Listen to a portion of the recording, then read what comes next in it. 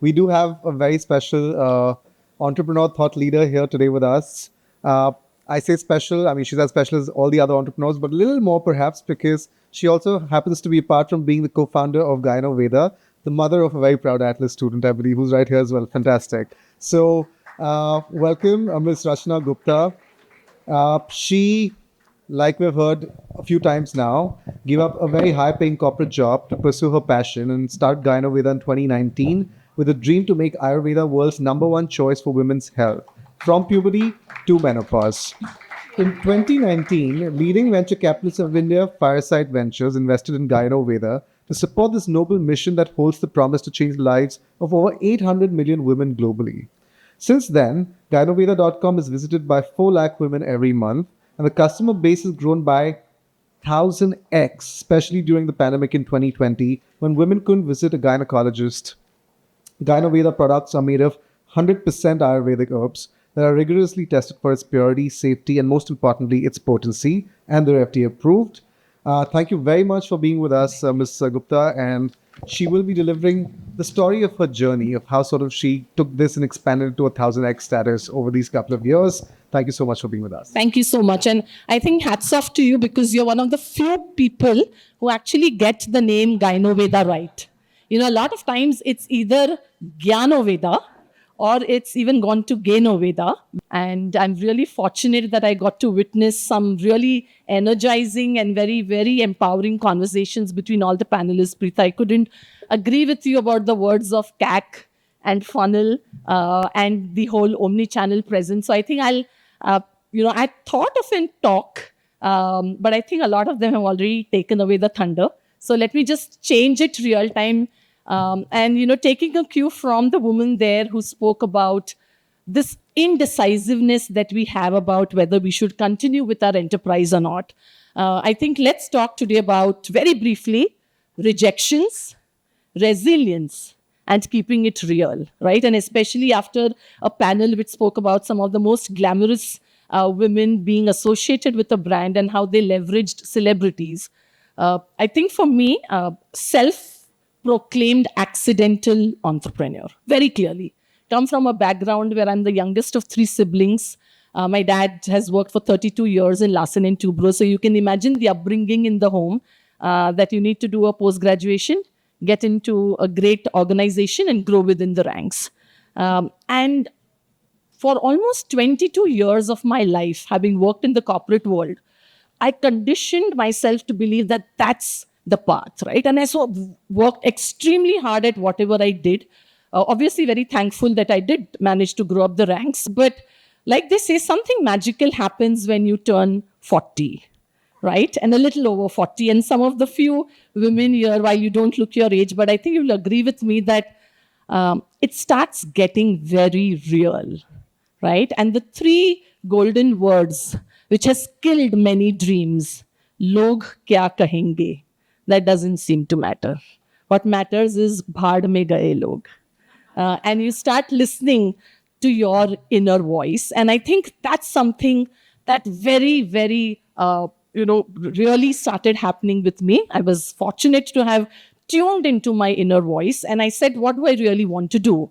So the answer was very clear that, having worked for a long time with women-centric teams, I had witnessed at close quarters how we as women, I think the one thing that, we get into ourselves is guilt. We are forever guilty. We want to enjoy our life, we are guilty. If you all are sitting here today and you have some other assignment that you're worrying back home, you're going to be guilty. If you are a mother and you want to get back into the workforce, you're guilty. And I think that guilt has become so strongly entrenched into our DNA that we actually end up feeling guilty when we take time off from work for a natural process, which is our menstrual cycles, right? You have a period pain, you always want to justify that, you want to take time off. You're just feeling a little low and completely out of whack. You don't know how you want to explain that at your workplace. So I think this is something that I had witnessed at close quarters, and this kind of somewhere stayed in my subconscious mind all those years, even though I took a sabbatical and came back into the workforce when my son Soham was just about 18 months old. Little did I know then that I'm going to do anything about it. But like I said, back to when I was 44, And at that point of time, my husband, who was again, he had spent 22 years in several industries, leading large digital first and e-commerce companies, he's had a different mindset. What happened then was a parallel track in our life where he was affected with an autoimmune disorder called psoriasis. And obviously had tried everything under the sun, failed miserably, extremely upset about what's going to happen ahead, stumbled upon a CD of Rajiv Dikshit. I don't know how many of you here know, but he's actually the pioneer of Ayurveda and supposed to be a mentor to Baba Ramdev himself. And I think pretty much like how all of us look at Ayurveda as the last resort and the most complicated or the most cumbersome resort, he actually tried those concoctions with the same attitude. But what happened was there was a miraculous recovery after 120 days of consuming the concoction. And this was a decade ago. And I think it transformed our family. It transformed what both of us were doing in our respective corporate careers. And, somebody in the earlier panel spoke about you need to keep a 1 year savings. We took the plunge at a time when our child was still in ninth standard. Of course, he had a lot of there's still a lot of education ahead of him, and we've been without salaries for 18 months, working from home, and both of us used to an extremely I would say lovely corporate life, the perks of what you enjoy in the large MNCs, but none of that honestly mattered. What mattered was the why. And I think if you know the why behind what you're doing, it lets you stay centered, it lets you stay sane and absolutely on track to say you're going to go forward. So here we were in October 2019. The word Gynoveda was coined by then, which is a combination of two words, Gyno, which means a woman, and Veda is the knowledge of Ayurveda. And because my husband Vishal had this massive digital first experience, we said, let's go the online. We didn't know the word D2C. It wasn't coined until then. So we said, let's go the online way because he knows how to deal with all the online tools. And obviously, I've been a strong advocate of women's health. So let's combine the two. And we brought on board a third partner, who's the chief Ayurveda gynecologist, Dr. Aarti Patil. And we said, let's get started. So we got our first 50 paying customers with a terrible website. I mean, I thank God that website is completely erased from the server because it's absolutely terrible with what we did. But we got our first 50 paying customers and we said, let's go out there and pitch. And at that point of time, Soham and I used to very diligently watch Shark Tank US, right? And it kind of felt so amazing to see these young entrepreneurs coming out there and doling out some of the best pitches. And, obviously I thought, theek hai yaar, 5-6 rejections ho jayenge, but mil to jayega. It took us 70 rejections. 70 rejections after 25 years of amazing corporate experience, some of the best brands on our resume, and yet every single time there is a rejection, both husband and wife have to show up. You need to be, absolutely filled with optimism and confidence and present your pitch again, right? So like I said, the story of Gynoveda is actually deeply rooted in rejections. And I think that's the beauty of what led us to take it to where we are. And of course, we've just scratched the surface, I think miles and miles to go. But because you're used to dealing with rejections, you actually stop expecting. Sure. And what happens in life when you stop expecting? Absolutely. Magic happens, right? And you need that one. I'm not even calling them investors. Preetha knows them really well and she knows how I wear my heart on my sleeve for them. But you need to find that one partner who believes in your shared vision, just that one person. And are you telling me that in this entire ocean of investors and people who have the money, you will not find that one partner?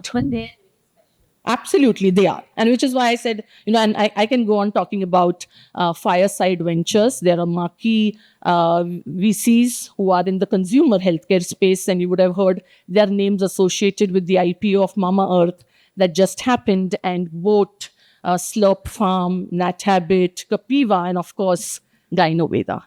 So this happened in October 2019 when we got the first round of funding, which was of 1 million. Obviously, now you end up thinking, "ठीक है यार, funding mil gaya, things are going to be easy." All of us know what happened on 1st of March, or rather 20th of March 2020. So actually, 1st of March 2020 is when the website of Gynoveda went live. And we had just about started picking business when, boom, the world comes to a standstill. And you have money in the bank, but you are extremely restless in your head because why did you decide to do this business, right? The why.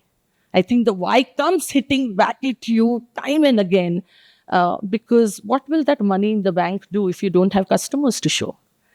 If you don't have repeat business, it's not just about acquisition, but it's also about repeat business because we are in the business of solving menstrual and reproductive disorders.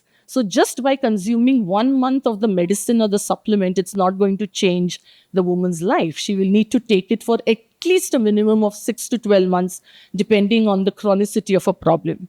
So I remember that we didn't have a choice between 20th of March till about 18th April. We said, okay, let's just, stay put. We were just 4 team members, so it was easier. And I remember having gone to the Malad police station on 19th of April because I needed to seek permission to open our warehouse, which was just a 200 square feet warehouse bang opposite to where we stayed. We didn't even have an office then. And the police wala tells me that, "ma'am आप तो अच्छे घराने से लग रहे हो, आपको क्या ज़रूरत है ऑफिस चालू करने की? घर पे जाइए, बच्चे का ख्याल रखिए, अच्छे अच्छे डिशेस बनाइए." Because at that point of time, our Facebooks were exploding, right? And you know what? Everybody was out there doling out some exotic dish and wanting you to try the same. But thanks to that push from, yes, the Dalgona coffee or whatever became a craze, thanks to that remark or that statement from that police wala that said, "Boss, this is exactly the misconception and myth that one needs to bust," right? And so next day, my husband goes back and says, "Aap bas letter de dijiye." And I think that day is the day that I will always remember and hopefully be alive to tell stories to my grandkids of how, their grandparents sat in that warehouse and put in medicines into the bottle and dispatched it because there was no warehouse person. That person had to go back to his hometown. Like I said, we were just a 4-member team. And that, I think, truly is something that if you ask me today in hindsight, I miss that the most. Because that is the foundation that says that, when times are tough and you are going to be faced with a lot of tough challenges, it is just you and your self-belief and your vision of what you want to create that gets you out of that rut. Obviously, things took off extremely well. From a 4-member team, we grew to a 24-member team. In fact, there is this little joke in Gynoveda where every team member that I look at, I say, "You are wave 1, you are wave 2," because they all got hired during the different waves of COVID. And hats off to them and their families that truly supported. And we didn't have a work from home policy. Every single one of them came to work. I think kudos to them and, like I said, their families, because I don't even know what stellar thinking they had to send their lads or kids to work. But we said we have to walk the talk. So when Ayurveda talks about immunity, it's not just physical immunity, it's mental immunity. It toughens you to say that whatever is going to come your way, you'll still be able to lead it. So it was a commitment to our team saying that if anything has to happen to you, we'll be the first ones to take the bullet. So a team from 4 to 24 in 2021. We had 7 products. We started with product, or rather our medicine for treating delayed periods. PCOS, most of you would know polycystic ovarian syndrome, which is the largest menstrual disorder today in the world. 1 in 5 women in India are affected with it. And then went on to expand it to skin, hair, wellness, because like I said, for us, the intent was to be the first and the most preferred player for a woman's health from the age of 15 until the age of 55. And then we realized that the business is doing extremely well. This was all D2C. My husband comes from a Baniya background. So Baniyas don't make business which are loss-making. So in spite of having VC funding and enough, moolah in the bank, very important for us to make sure that we are profitable, and which is where the entire CAC and the CAC to LTV lifetime value ratio comes into place, and Preeta would know that. But I think that foundation today has worked extremely well because in 2022, in the midst of funding winter, you guys are familiar with the word funding winter, where, literally the amount of cash or the amount of disbursement that could happen in the market had dried up. And in the midst of that, it was time for Gynoveda to go out there and seek funding. By that point of time, we had already reached a 75 crore business.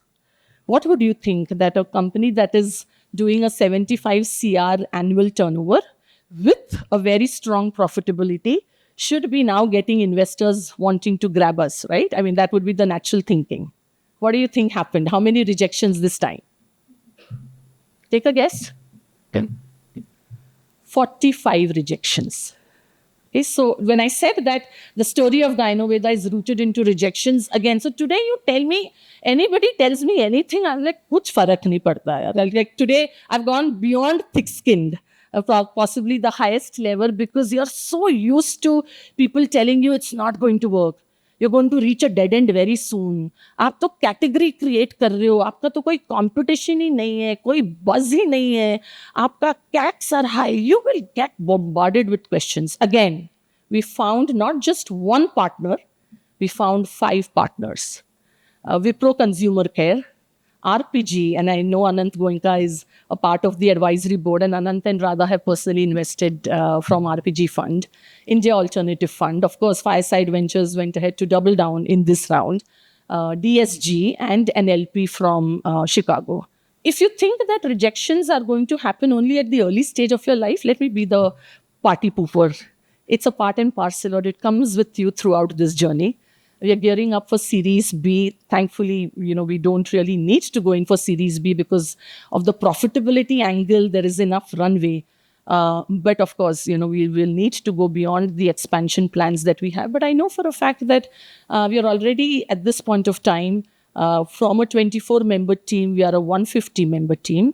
And trust me, the number of team members do not indicate whether you have built a solid business or not. I think it's a wrong way to look at things. It's just a need of the hour. We've grown from 7 SKUs to now about 50 SKUs. We've identified that when we started off with menstrual care, today fertility is actually where Gynoveda is totally established a right to win. And so we are getting into the offline world. We've already launched our 3 fertility clinics. We are now expanding to the rest of Bharat. I think there is a distinction between India and Bharat. And obviously campuses on this, you will discuss a lot of India, but there is a rising Bharat. And that Bharat is going to fuel the growth that Gynoveda is going to witness over the next few years. The revenues have tripled year on year. But in spite of that, I think the resilience doesn't go away, right? Every day you have to be at it. You're building a category, which means you have to focus on education. You have to focus on content to community to commerce. Very soon I realized that in this space, there is a need to build a very safe, non-judgmental space for women to really come out there and talk about their problems. Because like I said earlier, one thing that we as women take inside us very quickly is guilt. And another thing that we don't bring out of us is our problems because we fear we'll get judged. How many women do not tell their mother that they're suffering with menstrual problems? How many of us don't tell our best friends or sisters that we are dealing with vaginal infections because you think that it's going to be termed as unhygienic or you're going to be labeled in a certain way? And so there was a need to build this safe space, and we call it Circle of Sisterhood. And that Circle of Sisterhood, which started with 0 members today, has organically, without any paid endorsement, grown to be the largest menstrual and reproductive health community on Meta in the world. Thank you. And Soham here is a fantastic cheerleader. I didn't pay him to do that. Resilience is something that if you get used to it, the rejections become easier. And if you stop expecting that, because the business is growing and because you're going to be out there in the media and, consumers love you, everything ahead is going to be easy. Getting an investor is not a sign of success. That's another myth. I know there is an investor out here and I love her for what she's doing. But the true sign of success is how many lives have you impacted in any shape and form, right? Whether it's a beautiful bag you're selling, or it's healthcare, or it's how many consumers have you acquired, at what cost, how many people have seen a visible impact in the quality of the life because of what you have provided them, whether it's a product or a service, and how many of them continue to come back. I think what most often gets ignored by entrepreneurs is retention. And one of the reasons why your businesses become profitable is because even if you acquire them at a very high cost, but you have a returning consumer rate which is healthy, then your cost of acquisition tends to nullify over a period of time. I'm getting a little technical because these are some of the things that I think as young entrepreneurs we tend to overlook, and we say it's only about how many people I've acquired. I think last but not the least, entrepreneurs don't get rewarded for ideas. They get rewarded for execution. Execution is the only thing. You may even, your idea could be something that 100 people have said it's not going to work. But if you execute it the right way, those 100 people will come with cash in their bags and would want to fund you. So I think don't look at Shark Tank and let it just color your mind. While I think it's great because it's, completely leveraging the Indian ecosystem. But trust me when I say it is about execution, because there are many brands that will come out in the categories that you have chosen, and competition is great. Because if you have competition, there's going to be buzz in the segment that you have chosen, but the differentiator will be on the execution that you do. So yeah, I think, rejections, celebrate your rejections, learn to internalize it. Don't get affected by the fact that, if you've grown 3 times, 4 times, it's going to come easy. Nothing is easy in life. And I think one life skill which entrepreneurship teaches you, I think none of our schools and colleges teach you. So it's a request to the faculty saying, how can you truly make the entrepreneurship program super real?